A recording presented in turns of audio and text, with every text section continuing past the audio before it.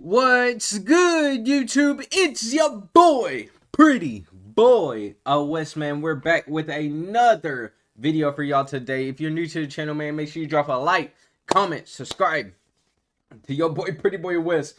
But without further ado, we got the top 10 #1 draft picks. Shout out Nonstop, man, for making this video. In the NBA's history, y'all know my vote. My vote is LeBron James. He's the greatest of all time. Number 2, maybe Shaq, I would think. Shaq probably up there. Number 3, ooh. I was about to say Joel Embiid, but not of all time. I don't know, man. Make sure, leave me your top 3 in the comment section below. Lottery is a franchise-defining moment because, more often than not, the first pick in the draft becomes a great NBA player. 65% of all players drafted first overall became All-Stars, 38% made at least one All-NBA team, and 18% became MVPs. There have been a total of 77 NBA drafts, and consequently, 77 first overall picks. But these are the top 10 best #1 picks in NBA history. And starting at number 10, we have the first pick of the 2012 NBA draft, Anthony Davis. Even though he's never... I love that. I love that. Anthony Davis, top 10 of all time. I rocks with it. Because AD in Pelicans uniform, he was still nice. On the Defensive Player of the Year award, Anthony Davis is arguably the most versatile defender in NBA history. Standing at 6'11" with an unreal 7'6" wingspan, crazy athleticism, and almost unprecedented mobility for a guy his size, Davis has the perfect defensive toolbox for a modern big man. But it's not just his athleticism. What sets AD apart is his immaculate feel for the game, understanding of defensive schemes, and precision in guarding both the roll man and the ball handler in pick and roll. All those skills allow Davis to guard 1 through 5, making him a dominant defender both in the paint and on the perimeter. There are only a handful of players who can even be mentioned in the same sentence as Davis when it comes to defensive versatility. But for the modern NBA, with spread offenses that require big men to switch and run after the Steph Currys of the world, AD might be the best defensive player ever. And on top of his Spider-Man-like defensive reflexes, AD is a hell of an offensive player too. Anthony Davis looks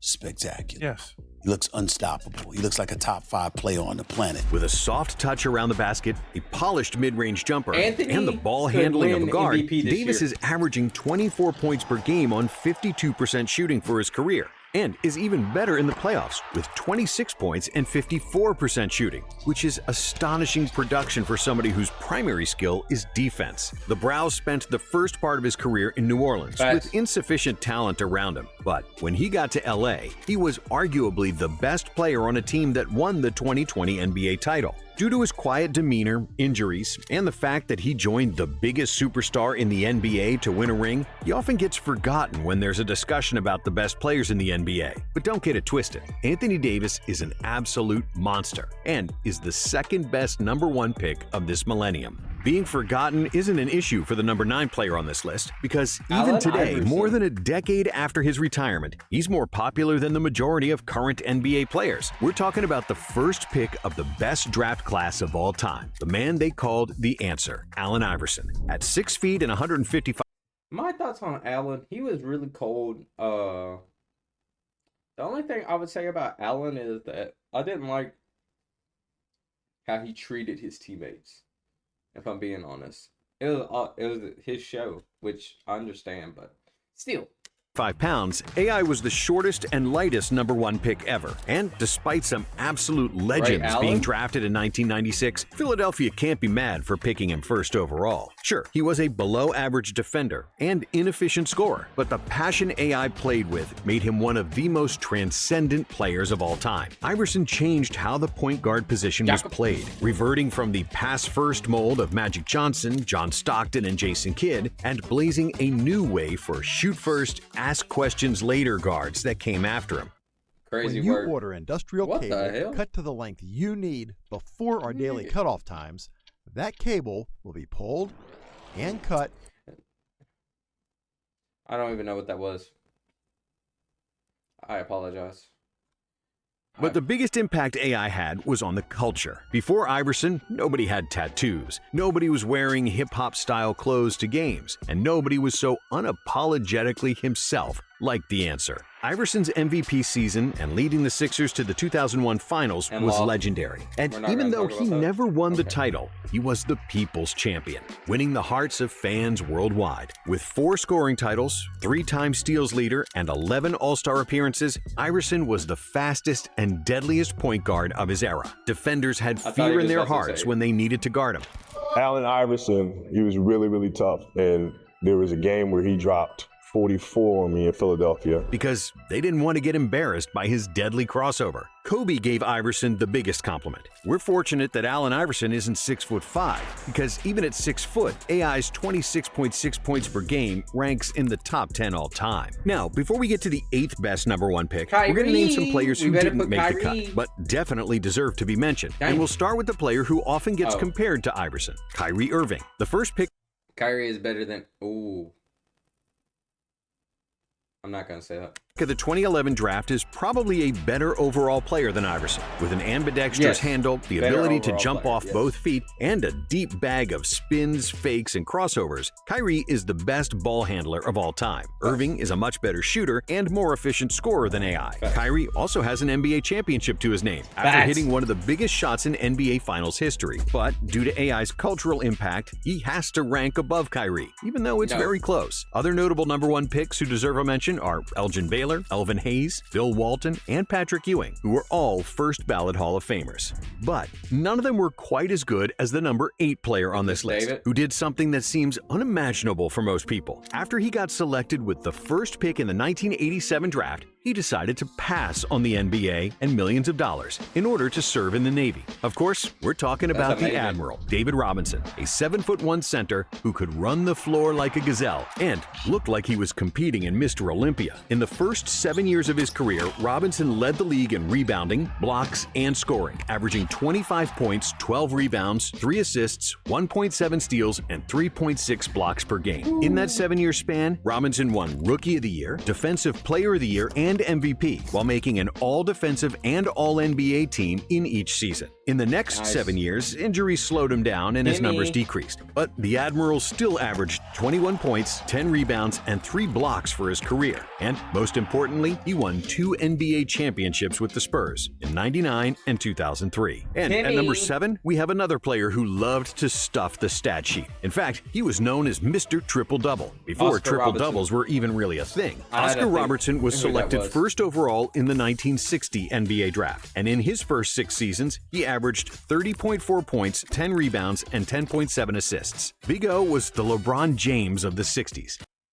Okay, 60s. I was about to look at the Adidas on the feet, man. Standing at 6'5" and 210 pounds, with excellent handles and shooting ability, the opposing guards were no match for Robertson, who bullied them with a combination of size and speed that was unprecedented at the time. With 1 scoring title and 6 times leading the NBA in assists, Oscar was the first player to lead the league in both categories, and is still one of only 7 players ever with that accomplishment. In 1971, Big O teamed up with Kareem to win an NBA championship with the Bucks, and he retired as a 12-time All-Star and the all-time leader in assists. But at #6, we have a player who is still the all-time leader in a statistical category, and that's blocks. He was the first pick of the 1984 draft, taken.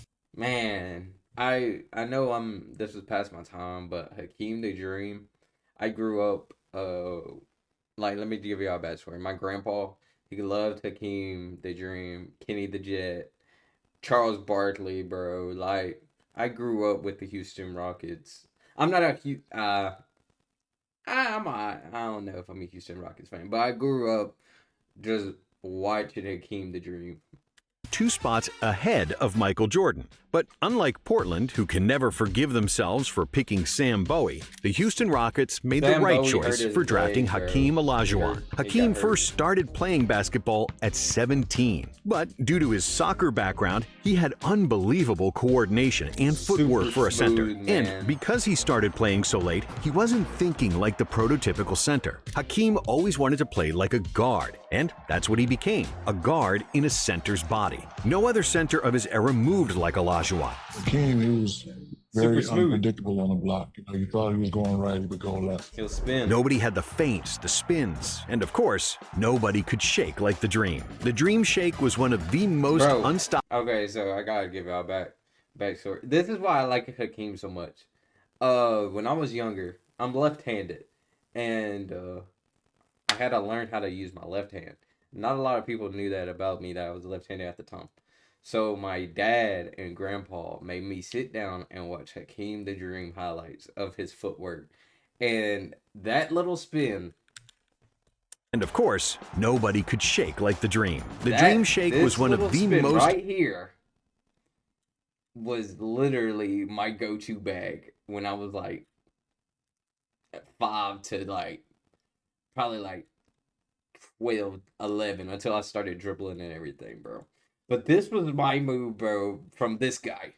Unstoppable moves of all time, and that's why Hakeem was one of the best post players ever. On top of 2 Defensive Player of the Year awards and being an all-time blocks leader, Hakeem is also one of the top 10 all-time for steals and the only big man in the top 10. With nearly 27,000 career points, Hakeem is 13th on the all-time scoring list, and it's hard to say whether Hakeem was better offensively or defensively, as Dream was one of the rare players that was simultaneously among the best offensive and defensive players in the NBA. Olajuwon won 2 NBA championships, and his second title game came against the most dominant player ever, who's also the number 5 on our list. And Shaquille O'Neal, as dominant and confident as he is, will be the first to tell you that he wasn't the best player in college. However, despite the defensive greatness of Alonzo Mourning and the 2 NCAA titles of Christian Laettner, only a blind man would select those 2 in front of the specimen that was Shaq. The Big Diesel was the first pick of the 1992 NBA draft, and in the next 14 seasons, he averaged 26 points, 12 rebounds, 3 assists, and 2.5 blocks, leading the NBA in field goal percentage 9 times. There was no stopping the Shaq attack.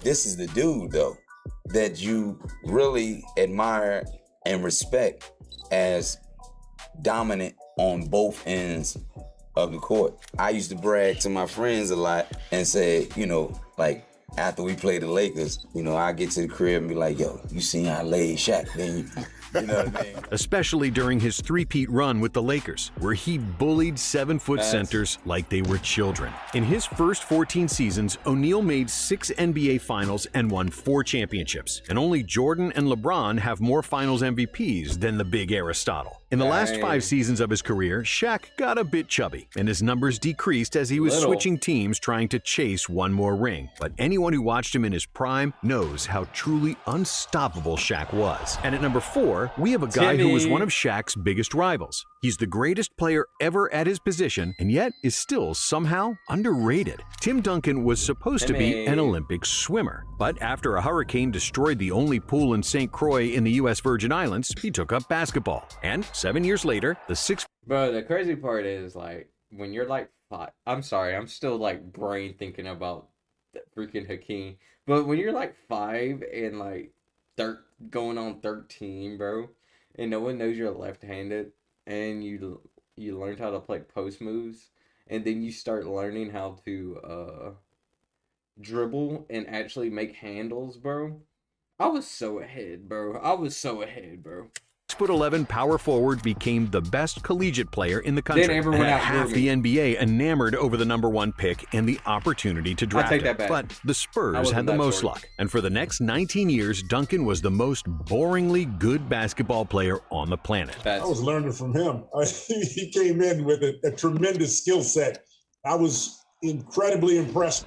Duncan never took over games in the last few minutes, hitting impossible shots like Kobe Bryant or Larry Bird or Michael Jordan. He wasn't dunking people into oblivion like Shaq, nor making flashy behind-the-back passes like Jokic. The big fundamental played the same way in almost all situations, making the right basketball play. Score when you have the open shot, make your jump hooks and bank shots. Pass the ball to an open teammate, close out rebounds, lock the paint, and be smarter than your opponent. You better than Duncan?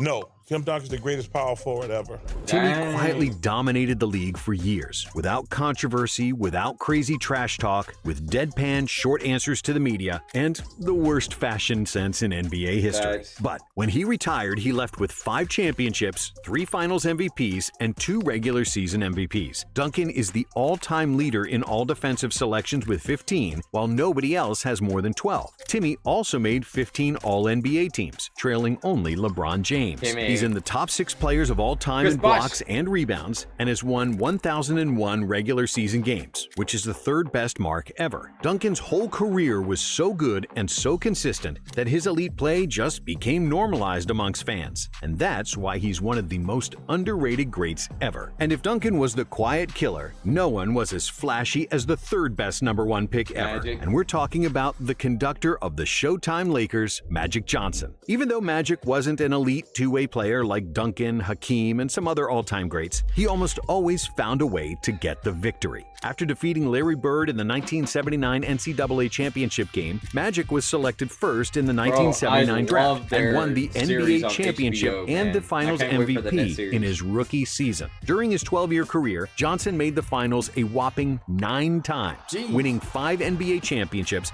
and 3 Finals MVPs and 3 regular season MVPs. The man was a born winner, and to this day, Johnson holds the record for the best winning percentage in NBA history, emerging victorious in 74% of his games. And most of those victories came next to another great winner, another underrated player who might have the best resume in basketball history. That would be the number 2 player on this list, Kareem Abdul-Jabbar, who won 3 championships in high school with a 79-2 overall record, and then still not better than I was about to say Colin Murray's high school record. Repeated the same thing in college, winning 3 national championships with an 86-2 record. The man lost just 4 times in 169 games, after which he got drafted first overall in the NBA and the ABA in 1969, along with $1 million offer to join the Harlem Globetrotters. But Kareem chose the NBA and the Milwaukee Bucks. For me to go to Milwaukee was really a step away from everything that I knew. Where in 6 years, he averaged 30 points, 15 rebounds, 4 assists, and 4 blocks per game, with 2 finals appearances and 1 NBA title. And then, in 1976, Jabbar went to LA, where he won 4 more titles and 3 more MVPs, pushing his MVP total to 6, which is the NBA record. Kareem finished top 5 in MVP voting in 15 out of his 20 NBA seasons, with 15 All-NBA nods and 11 All-Defensive selections. Jabbar was the best player in the NBA for a whole decade. His skyhook is arguably the greatest offensive weapon in league history, and his trophy cabinet has to be the biggest of all players that ever played basketball. But Kareem is not the #1 player on this list, simply because the player above him is not human. That's the only explanation for how LeBron James is still so good nearing his 40th birthday after 22 NBA seasons. Talk about it. Real good. Talk about it. Talk about my GOAT. Talk about the GOAT. On how I'm playing the game, not only physically, but more importantly, just like mentally. It's very rare that a player is big, strong, fast, and is able to jump out of the gym. And it's even more rare to have a photographic memory with a supercomputer brain for basketball. But LeBron has all that. And when you add in his maniacal work ethic into the mix, you get the most complete basketball player of all time. 20 years after he became the first pick in the 2003 NBA draft, LeBron became the NBA's all-time leading scorer, breaking Kareem's record. I feel like I can make plays. I can make plays to help us win. I feel like I'm, still a threat out on the floor, and still able to do the things that I was doing 10 years ago. And since there's no sign that he'll stop playing soon, LeBron will likely go well past the 40,000-point mark and put his record out of reach for eternity. The King is also top 5 all-time in assists, the all-time playoff leader in scoring, has the most playoff wins, most All-NBA selections, and most All-NBA first-team selections, just to name a few of his records. And though he probably won't catch Jordan in terms of championships, LeBron... Hey, listen here, buddy. How the Lakers are looking, buddy. I'm not going to say we have a chance, but we got a chance. Lakers in 7. Has somehow... I pull for LeBron. I'm not a Lakers fan. Lakers in 7. exceeded the enormous expectations he had entering the league. And that's why he's the best #1 pick of all time. Thanks for watching. And if you like this video, is 2018 draft the greatest draft ever? Ooh, I think 03. That had D-Wade, Chris Bosh, and LeBron in it. This one was nice, though. I need to watch that. Drop a like, comment, subscribe. It's been your boy, Pretty Boy West. I'm out, man. Peace.